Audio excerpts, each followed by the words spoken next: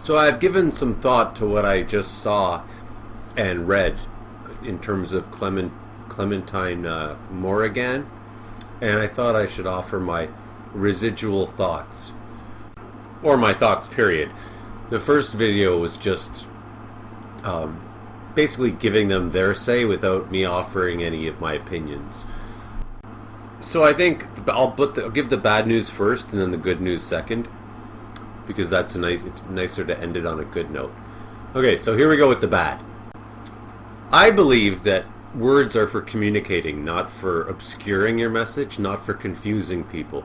But I do know that certain people use words to confuse others.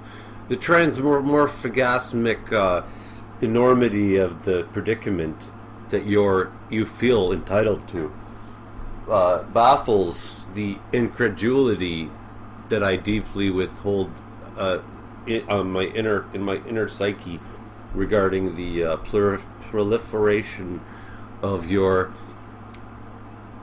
fairly sincere ponderances, right? So anybody can do that, really. You can say that you're saying something, but I'm not so sure. And if you are saying something, why couldn't you have said it in 6 words instead of? You don't need to find the most syllables possible. I mean, if you're a psychiatrist, I can understand using big words like this person displays normative dysfunctions and blah, blah, but that's more of like a diagnosis, which is not meant for an audience. It's meant for, it's your job to diagnose the person, and that's all you're doing. You're trying to, it's the same as like a scientist saying, lithium mixed with carbon, they're not trying to impress anybody. That's just how you do it. Furthermore, I also noticed not only does Clementine use obscure words that the common person doesn't know what they mean, like vagal. Like nobody uses the word vagal. But Clementine also uses too many adverbs and adjectives. Like, as a fiction writer anyways, one of the first things that I believe, and I think I read it somewhere, is if the person is feeling a certain way, just have them feel that way, but don't have them feel 5 ways. Like, he was transfixed and confused, but somewhat trepidatious. Also, there was a small part of him that was entertained, even joyous, but, however, hesitant before he opened the door. It doesn't really, it's just confusing. That's too many feelings in one. You're not getting any point across. Just pick one. He was hesitant when he opened the door. That's just how you're easy to read. And you do want to be easy to read if you want people to read you. Unless you're trying to confuse them, which I think is a possibility. Because I have met people who use words only to confuse. They don't want to be understood. They just want to intimidate you with their words. And another thing that may be bad is a lot of these nobody likes to be called that. A lot of, I guess, for lack of a better word, activists or people who have a cause, people who are trying to fight against something, maybe, for lack of a... And it does look like them are trying to fight to a degree by saying things like heteronormative. That's not an attempt to convince these heteronormative people by calling them that. That's only gonna distance them. It's not whoever those people are. It's not gonna bring them closer or make them want to understand. So it does seem like there's a fight that this person's trying to cause. And my thing is, what I see here is Clementine Cannibal, Morrigan, seems like a very sensitive person who has a lot of inner thoughts and very vulnerable, puts their vulnerability, wears it on their sleeve proudly, but doesn't necessarily have a lot of sensitivity towards other people, since they're seem to be declaring war in a way. Like heteronormativity, this person doesn't even bother to explain that to heteronormative people. They may feel condescended to if they're spoken to like that. I mean, it's like when I write a book, I often realize that I should have had exposition, more exposition. I should have explained to the reader the kind of world that they're entering when they read my book. Otherwise, they might feel lost. And I would say, for Clementine Morrigan, that if you're going to use words like heteronormativity, is that the word? Heteronormativity, yeah, 8 syllables. Then just preface that, a little exposition, say, this is what I mean by heteronormative. No offense to anyone, but it's this is what it is. And now I will proceed to use that word. Like, I have to do that when I write a book. I have to say, for lack of this character doesn't need to drink water or eat food. And I'll say that at the beginning, and then later on in the book, you'll notice they're never drinking food or eating water. And you won't be like, well, at least it was explained. I mean, even Lord of the Rings, they explain this is Middle Earth, and these are the properties of Middle Earth. They don't just throw you in and you're supposed to understand it all. You can't use a word like vagal, vectral, or whatever the word was, and expect any more than 1% of the population to understand what you're talking about. You're supposed to make it easy for them to understand you, not difficult. And I know exactly what some people might think.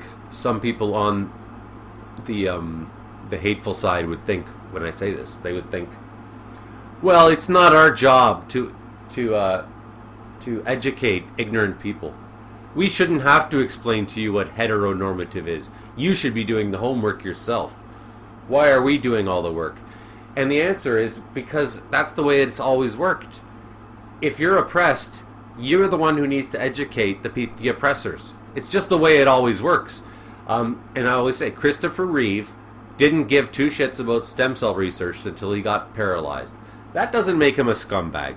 But it means that you just can't identify with things until they're either explained to you rationally and politely, or it happens to you yourself. You're just not going to know. I'm not going to know that bunny rabbits are being oppressed at the farm over there. And I'm certainly not going to spend all my time finding out about bunny rabbits. If you explain to me, then I probably will help you save them. But if you tell me how uncaring I am because I don't know about lupus and all the terror it wreaks on people, and how people with lupus are so disregarded by the society. I mean, I didn't know that Native Americans were they went through almost genocide. I didn't know that, and when I had that explained to me, I was like, holy shit, okay, my heart goes out to them, and yeah, like, oh my god, right? But I mean, if you're really passionate about your cause, then it is your job to make it easy to understand for people who don't know anything about it. The other thing is, Clementine constantly goes on about shame and trauma and how to deal with it, but it feels like they're talking to themselves more than anyone else. And maybe they're lecturing everybody else. They have thousands of followers apparently. Maybe, I'm sure it's a huge niche, this area of human life. But what was my point? Hold on a second. But it's almost a case of like, methinks thou dost protest too much. Like, this person goes on about shame and trauma so much that you wonder, like, maybe you're the one who's like dealing with issues of shame. Like, some of it does seem a bit loony. In terms of what Clementine says about polyamory, and almost, I think, insinuating that people who are not polyamorous and who are not, what's the word?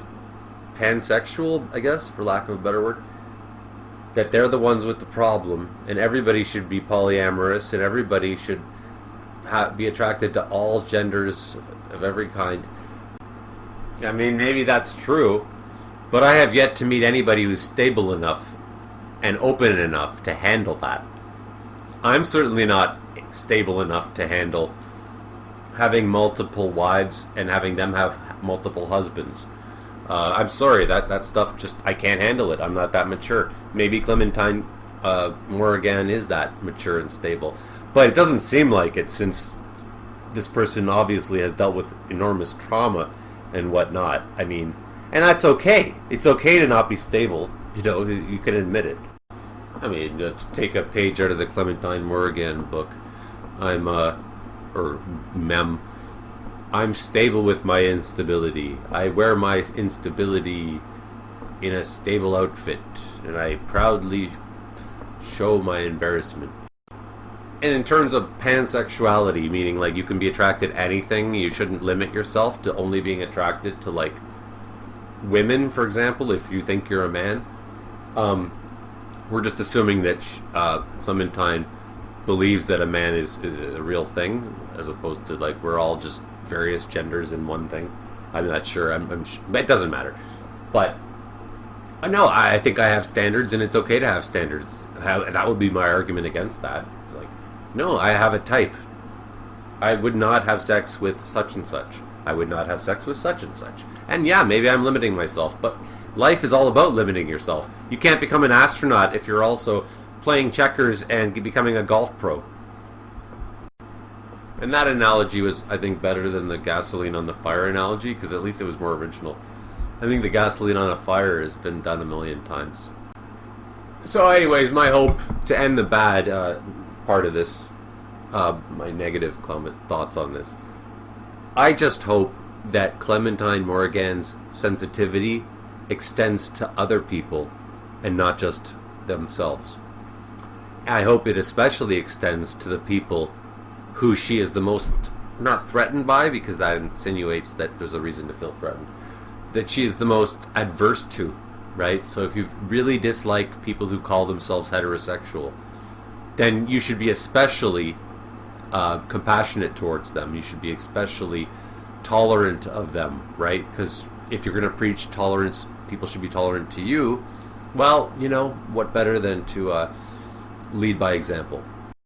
And again, yeah, my fear is that this person loves the spotlight, but does not really incorporate other people, does not really share it. They just want a pulpit for their own ego. And that's about as far as it goes.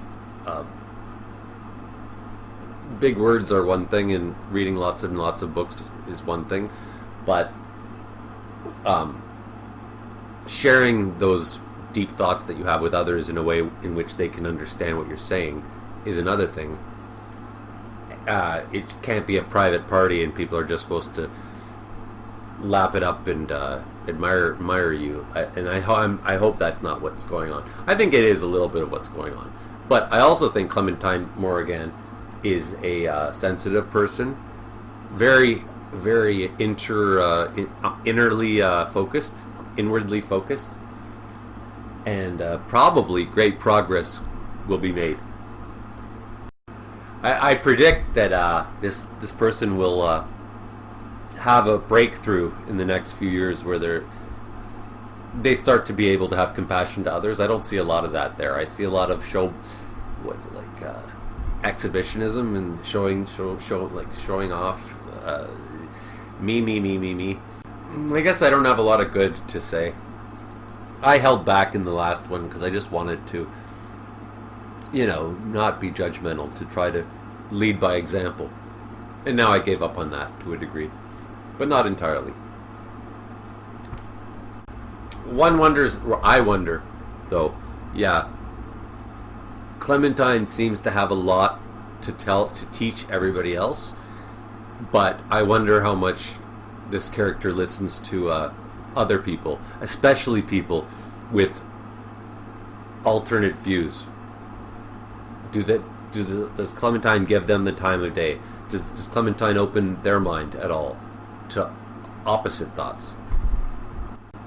I find that, in terms of Scientology, for example, the reason Scientologists are wrong is because they never say, yeah, check out both sides of the story. Look at what the other people say, look at what we say, and make up your own mind.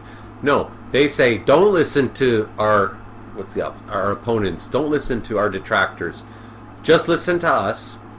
Our detractors need to be shut up, we need to get rid of them, and we're not even talking to them, we're not even You know, it's a closed door. It's a one-way conversation.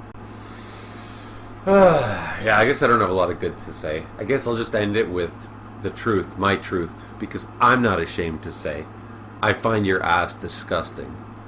And if you put it up there for everybody to see, then you've got to be willing to listen to that people are not going to all like it. Not everybody finds it beautiful. And that's just part of a free country. It's part of tolerance. You have to tolerate the fact that some people think that you should be ashamed of your ass. I don't care. I mean, really, like, if you're going to be that outspoken, you got to understand that other people are going to be outspoken right back. You can't just cower behind a shield as soon as people fight back. And I'm not really fighting back, but like when I first saw that ass, I was just repulsed. That was my initial impression. It was like if I woke up and there was dog shit, I don't know, on my chest, I'd be like, oh God, you know. And it's okay to do sit-ups. It's okay to do butt crunches and Kegels.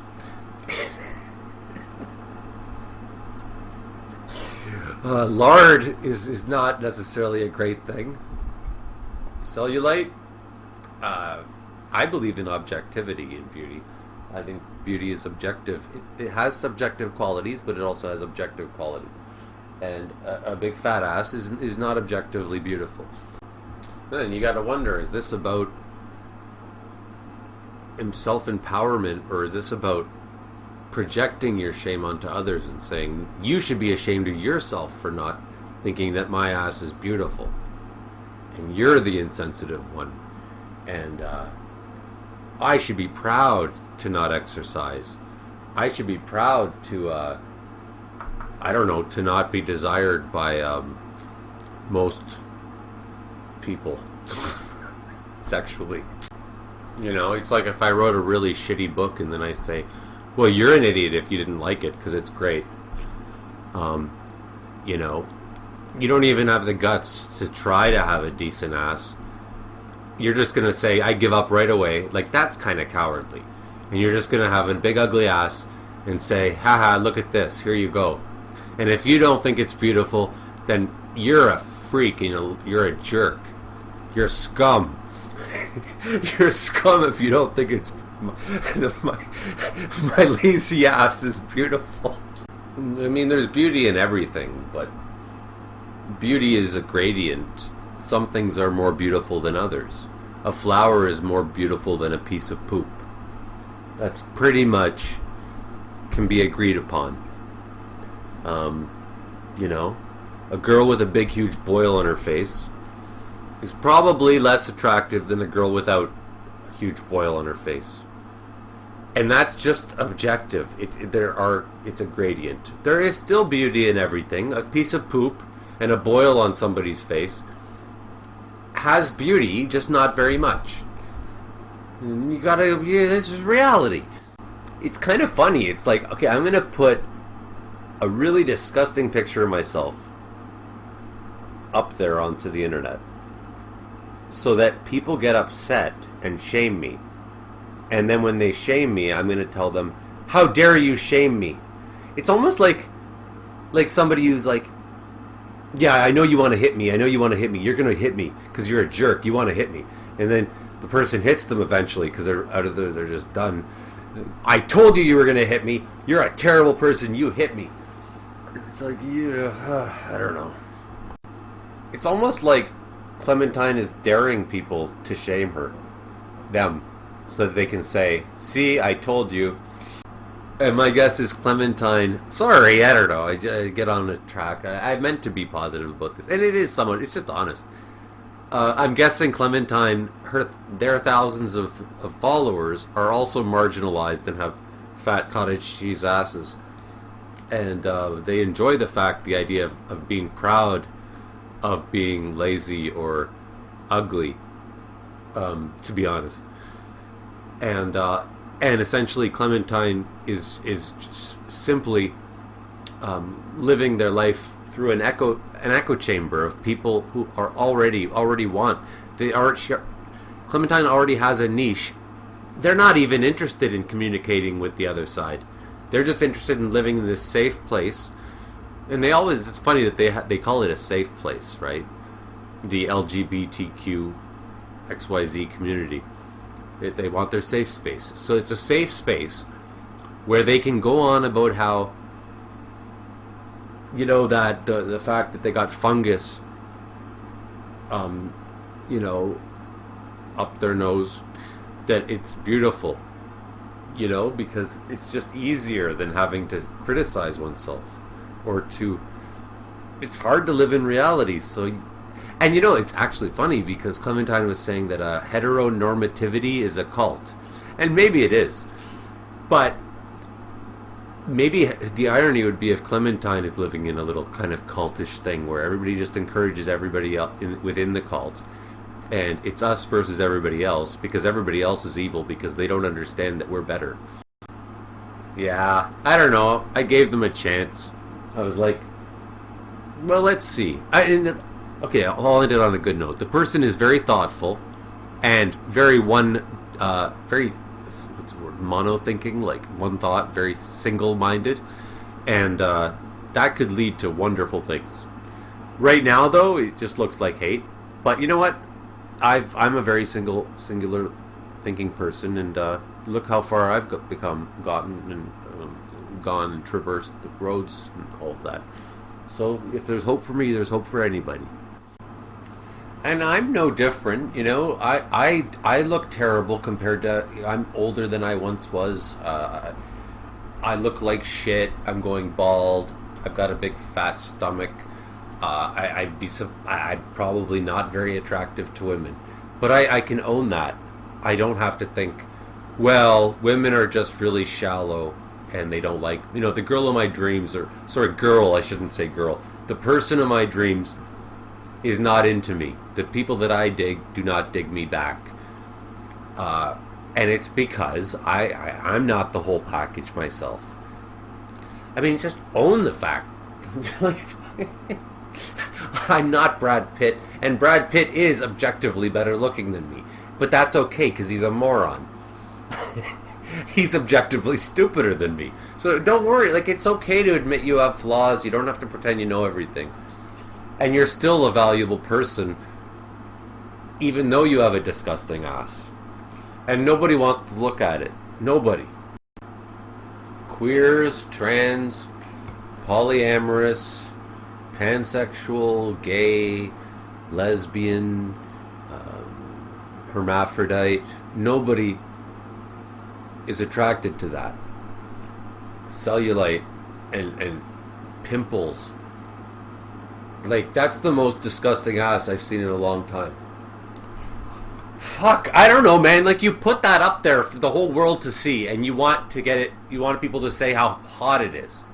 What were you expecting? This is exactly what this person was expecting, was to get heckled and then say, see, I told you, phobic.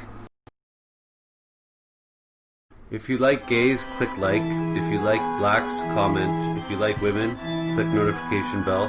If you like gay women, subscribe. And if you like gay black women, Patreon, human warnings, give me money.